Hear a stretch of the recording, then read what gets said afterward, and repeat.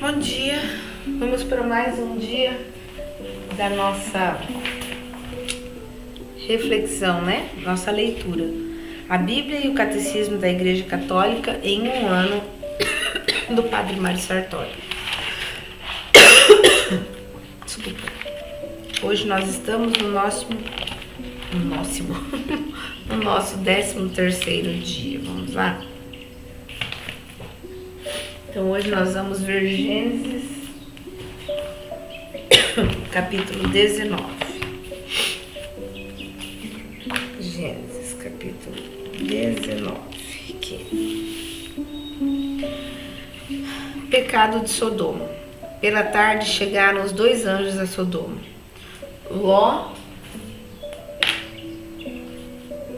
Ló, que estava sentado à porta da cidade, ao vê-los, levantou-se e foi-lhe ao encontro e prostrou-se, com o rosto por terra.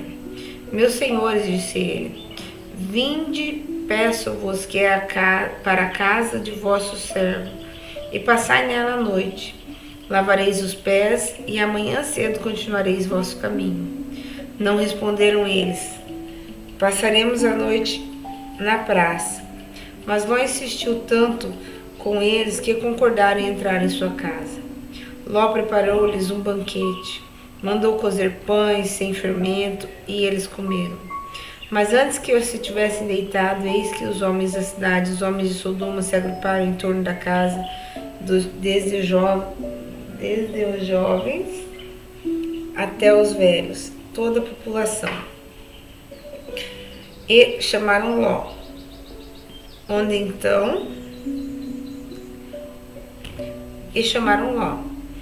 estão? Disseram-lhe os homens que entraram esta noite em sua casa. Conduze-os para nós, para que o conheçamos.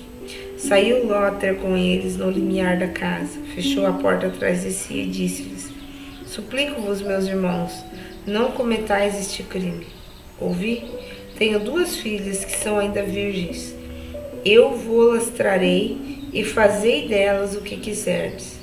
Mas não façais nada a estes homens, porque se acolheram à sombra do meu teto. Eles responderam, retira-te daí. E acrescentaram, eis um indivíduo que não passa de um estrangeiro no meio de nós, e se arvora em juiz. Pois bem, verás como te havemos de tratar, pior do que a eles. E empurrando Ló com violência, ameaçaram para quebrar a porta. Mas os 2 viajantes estenderam as mãos e, tomando Ló para dentro da casa, fecharam de novo a porta. E feriram de cegueira os homens que estavam fora, jovens e velhos que se esforçavam em vão por reencontrar a porta. Os 2 homens disseram a Ló, tens ainda aqui alguns dos teus, genros ou filhos ou filhas, todos os que são teus parentes na cidade, faze-os sair deste lugar, porque vamos destruir este lugar, visto que o clamor que se eleva dos seus habitantes é enorme diante do Senhor, o qual nos enviou para exterminá-los. Saiu Ló, pois, para falar com seus genros que tinham desposado suas filhas. Levantai-vos, disse-lhes, sai daqui, porque o Senhor vai destruir a cidade. Mas seus genros julgaram que ele gracejava. Ao amanhecer, os anjos estavam com Ló, dizendo, levanta-te, toma tua mulher e tuas 2 filhas que estão em tua casa, para que não pereças também no castigo da cidade. E como ele demorasse, aqueles homens tomaram pela mão a ele, sua mulher e suas filhas, porque o Senhor queria salvá-los, e o levaram para fora da cidade. Quando já estavam fora, um dos anjos disse, salva-te, se queres conservar tua vida, não olhes para trás. E não te detenhas em parte alguma da planície, mas foge para a montanha, senão perecerás. Ló disse-lhes, não, Senhor, já que vosso servo encontrou graça diante de vós e usaste comigo de grande bondade, conservando minha vida, vede, eu não posso me salvar na montanha, porque o flagelo me atingiria e eu morreria. Eis uma cidade bem perto onde posso abrigar-me. É uma cidade pequena e eu poderei refugiar-me nela. Permite que eu faça, ela é pequena, e terei a vida salva. Ele disse-lhe: concedo-te ainda graça, não desfelicidade em favor da qual me pedes. Apressa-te e refugia-te lá, porque nada posso fazer antes que lá tenha chegado. Por isso puseram-se àquela cidade o nome de Segor. O sol levantava-se sobre a terra quando Ló entrou em Segor. O Senhor fez então cair sobre Sodoma e Gomorra uma chuva de enxofre, vinda do Senhor do céu, e destruiu essas cidades e toda a planície, assim como todos os habitantes das cidades e a vegetação do solo. A mulher de Ló, tendo olhado para trás, transformou-se numa estátua de sal. Abraão levantou-se muito cedo e foi ao lugar onde tinha estado antes com o Senhor. Voltando os olhos para o lado de Sodoma e Gomorra e sobre toda a extensão da planície, viu subir da terra um fumo espesso, como uma fumaça de grande fornalha. Quando Deus destruiu as cidades da planície, lembrou-se de Abraão e livrou Ló, flagelo como que destruiu as cidades onde ele habitava. As filhas de Ló. Ló partiu de Segor e veio estabelecer-se na montanha com 2 filhas, pois temia ficar em Segor, e habitava numa caverna com suas 2 filhas. A mais velha disse à mais nova: nosso pai está velho, não há homem algum na região com quem nos possamos unir, segundo o costume universal.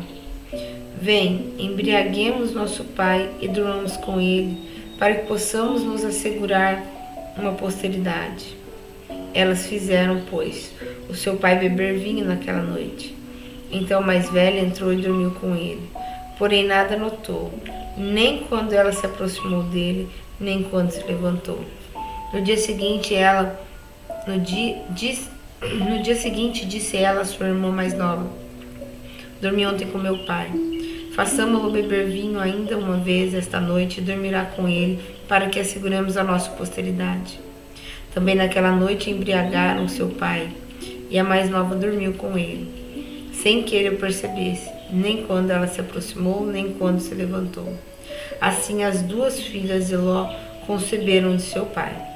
A mais velha deu à luz um filho, ao qual pôs o nome de Moabe. Esse é o pai dos moabitas, que vivem ainda hoje. A mais nova teve também um filho, ao qual chamou Ben-Ami. Este é o pai dos amonitas, que vivem ainda hoje. Relato pesado, né? Vou ler esse trechinho pequenininho aqui, ó, tá? Minha Bíblia é a Bíblia Ave Maria, edição de estudos, para ver se a gente consegue um pouco de luz diante desse relato. As filhas de Ló, origem de moabitas e amonitas. Em relato também é uma etiologia cujo sentido é explicar as relações de Israel com seus vizinhos, Moabe e Amon. De certa maneira, parentes distantes, mas definitivamente inimigos. As relações com esses povos nunca foram cordiais. A hostilidade recíproca e o ódio mútuo explicam sua origem maldita. Desde o princípio, a concepção de seus antecessores se consuma com trapaças, mentiras e incestos. Encontraremos a legislação bíblica sobre o incesto em Levíticos 18, 6 a 17. Vamos dar uma brecha para ver? Levíticos 18. Vamos achar aqui. Porque essa passagem, ela é bem pesada, né? Levíticos 18. Levítico é o 3º livrinho aqui, ó. Depois vem, nós estamos em Gênesis, Êxodo, daí vem Levítico. Aqui. O capítulo 18, versículo 6. Vamos ver, porque eu confesso que achei bem pesado, embora já entendi, né, que toda aquela geração foi amaldiçoada, mas vamos tentar entender um pouco melhor aqui. Sobre as relações sexuais. Levítico capítulo 18. 18. O Senhor disse a Moisés: dize aos israelitas o seguinte: eu sou o Senhor vosso Deus. Não procedereis conforme os costumes do Egito, onde habitastes, ou de Canaã, onde vos conduzi. Não seguireis seus costumes. Praticareis meus preceitos e observareis minhas leis, e elas obedecerei. Observareis meus preceitos e minhas leis, pois o homem que observar viverá por eles. Eu sou o Senhor. Nenhum de vós se achegará àquela que lhe aproxima por sangue. Olha só. Para descobrir sua nudez. Eu sou o Senhor. Não descobrirás a nudez de teu pai, nem de tua mãe. Ela é tua mãe, não descobrirás sua nudez. Não descobrirás a nudez da mulher de teu pai, é a nudez de teu pai. Nem de tua irmã, filha de teu pai ou tua mãe, nascida na casa ou fora dela. Não descobrirás a nudez da filha, do teu filho ou da tua filha, porque é tua nudez.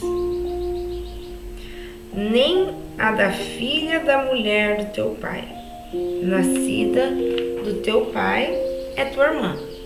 Não descobrirás a nudez da tua irmã, da irmã do teu pai. Ela é da mesma carne do teu pai. Nem da irmã da tua mãe, porque ela é da mesma carne da tua mãe. Não descobrirás a nudez do irmão do teu pai, aproximando-te de sua mulher, é tua tia. Não descobrirá a nudez de tua nora, é a mulher do teu filho. Não descobrirá, pois, a sua nudez. Nem a da mulher de teu irmão, é a nudez de teu irmão. Não descobrirás a nudez de uma mulher, de uma filha, e não tomarás a filha de seu filho, nem a filha de sua filha, para descobrir sua nudez. Elas são tuas próximas parentas, e isso seria um crime. Não tomarás a irmã de tua mulher, de modo que ele seja um rival, descobrindo sua nudez com a tua mulher durante sua vida. Não te chegarás a uma mulher durante a sua menstruação para descobrir sua nudez. Não dormirás com a mulher de teu próximo, contaminando-te com ela. Não darás nenhum de teus filhos para ser sacrificado a Moloque, e não profanarás o nome de teu Deus. Eu sou o Senhor. Não te deitarás com um homem como se fosse mulher. Isso é uma abominação. Não te deitarás com animal algum, para não contaminar a eles. Uma mulher não se prostituirá com um animal, isso é abominação. Não vos contamineis com nenhuma dessas coisas, porque é assim que se contaminam as nações.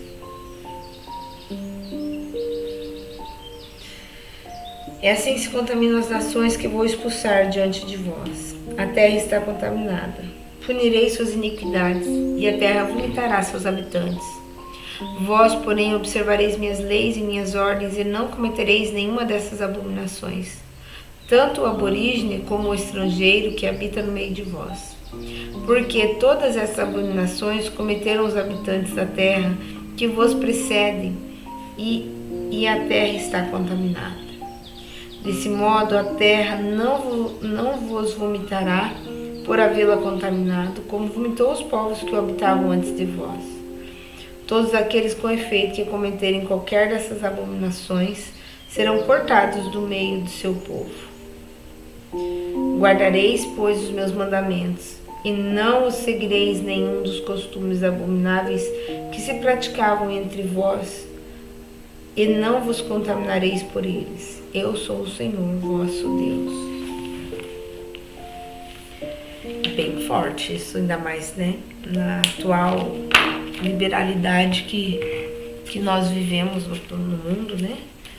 Diga-se de passagem, é uma orientação bem forte mesmo, né? Então, e assim,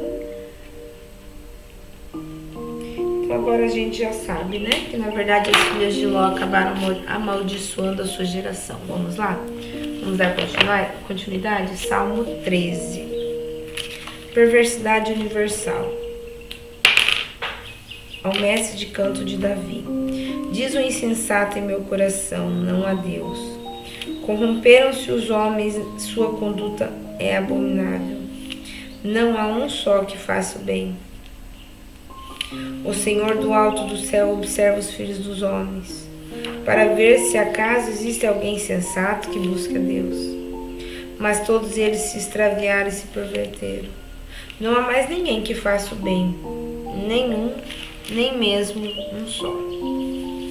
Não se emendarão esses obreiros do mal, que devoram meu povo como quem come pão. Eles que não invocam o Senhor, mas irão tremer de pavor, porque Deus está com a raça dos justos. Pretendeis frustrar os planos do humilde, mas o Senhor é meu refúgio.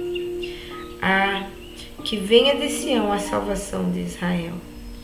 Quando o Senhor tiver mudado a sorte de seu povo, Jacó exultará e Israel se alegrará. Agora nós vamos lá em Mateus, do capítulo 8, do 18 ao 34. Capítulo 8, do versículo 18 ao 34. Então, leitura do proclamação do Evangelho de Jesus Cristo, segundo Mateus. Discipulado. Certo dia, vendo no meio da grande multidão, ordenou Jesus que o levassem para outra margem do lago. Nisso aproximou-se dele um escriba e lhe disse: Mestre, eu te seguirei para onde quer que fores. Respondeu Jesus: As raposas têm suas tocas e as aves do céu seus ninhos, mas o Filho do Homem não tem onde repousar a cabeça. Outra vez, um dos seus discípulos lhe disse: Senhor, deixa-me ir primeiro enterrar meu pai. Jesus, porém, lhe respondeu: Segue e deixa que os mortos enterrem seus mortos. Tempestade acalmada. Subiu ele a uma barca com seus discípulos. De repente desencadeou sobre o mar uma tempestade tão grande que as ondas cobriram a barca. Ele, no entanto, dormia. Os discípulos chegaram e o acordaram, dizendo: Senhor, salva-nos, nós pereceremos. E Jesus perguntou: Por que este medo, gente de pouca fé? Então, levantando-se, deu ordens aos ventos e ao mar, e fez uma grande calmaria. Admirados diziam: Quem é este homem, a quem até os ventos do mar obedecem? Expulsão dos demônios. No outro lado do lago, na terra dos Gadarenos, 2 processos de demônios saíram de um cemitério e vieram-lhe ao encontro. Eram tão furiosos que pessoa alguma ousava passar por ali. Eis que se puseram a gritar: Que tendes a ver conosco, Filho de Deus? Vieste aqui para nos atormentar antes do tempo? Havia não longe dali uma grande manada de porcos que pastavam. Os demônios imploraram a Jesus: Se nos expulsa, envia-nos para aquela manada de porcos. Ide, disse ele. Eles saíram e entraram nos porcos. Nesse instante, toda a manada se precipitou pelo declive escarpado para o lago e morreu nas águas. Os guardas fugiram e foram contar à cidade o que se tinha passado e o sucedido que os endemoniados. Então a população saiu ao encontro de Jesus. Quando viu, suplicou-lhe que deixasse aquela região.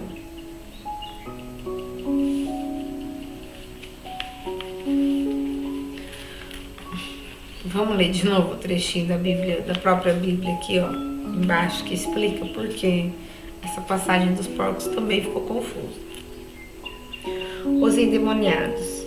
De acordo com a concepção da época, o mundo dos espíritos maus associava-se ao contaminado que mancha o enfermo que contagia.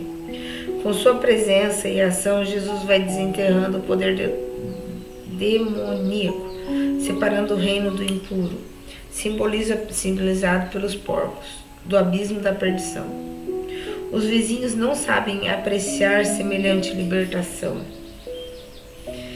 e sua atitude contrasta com a admiração de outros perante o poder de Jesus.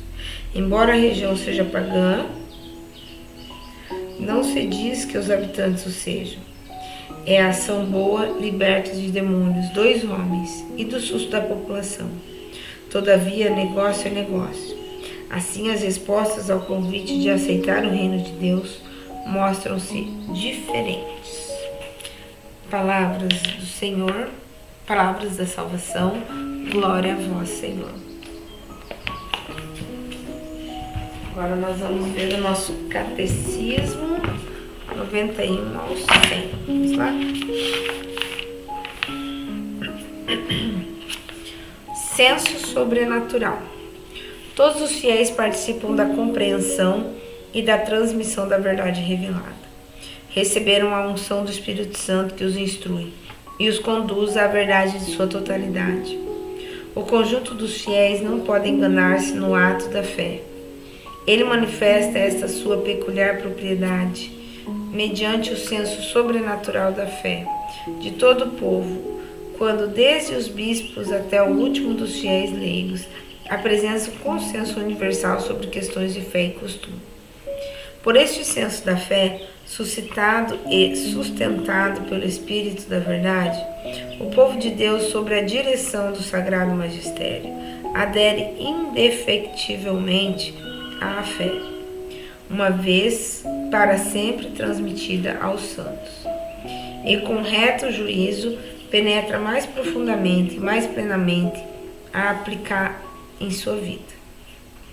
Crescimento na compreensão da fé.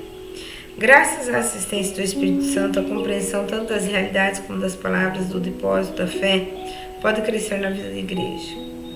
Pela contemplação e pelo estudo dos que creem, os quais as meditam em seu coração, em especial a pesquisa teológica que aprofunda o conhecimento da verdade revelada. Pela íntima compreensão que os fiéis desfrutam das coisas espirituais. Divina eloquia com legente cruz. As palavras divinas crescem junto com quem as lê. Pela pregação daqueles que com sucessão episcopal receberam o carisma segundo a verdade. Fica, portanto, claro que segundo o sapientíssimo plano divino, a Sagrada Tradição, a Sagrada Escritura, Sagrada Tradição, a Sagrada Escritura e o Magistério da Igreja estão de tal modo entrelaçados e unidos que um não tem consciência sem o outro, e que juntos, cada qual do seu modo, sob a ação do mesmo Espírito Santo, contribuem eficazmente para a salvação das almas. Resumindo, o que Cristo confiou aos apóstolos, estes transmitiram por suas pregações e por escrito, sobre a inspiração do Espírito Santo em todas as gerações até a volta gloriosa de Cristo.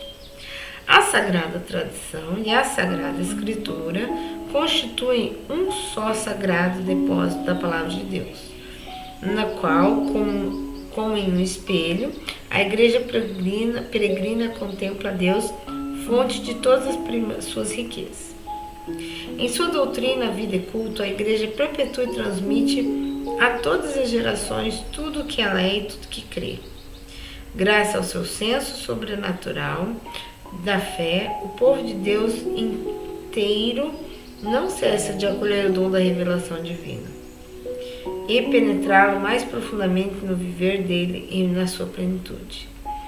O encargo de interpretar autenticamente a palavra de Deus foi confiado exclusivamente ao magistério da Igreja, ao Papa e aos bispos, em comunhão com ele.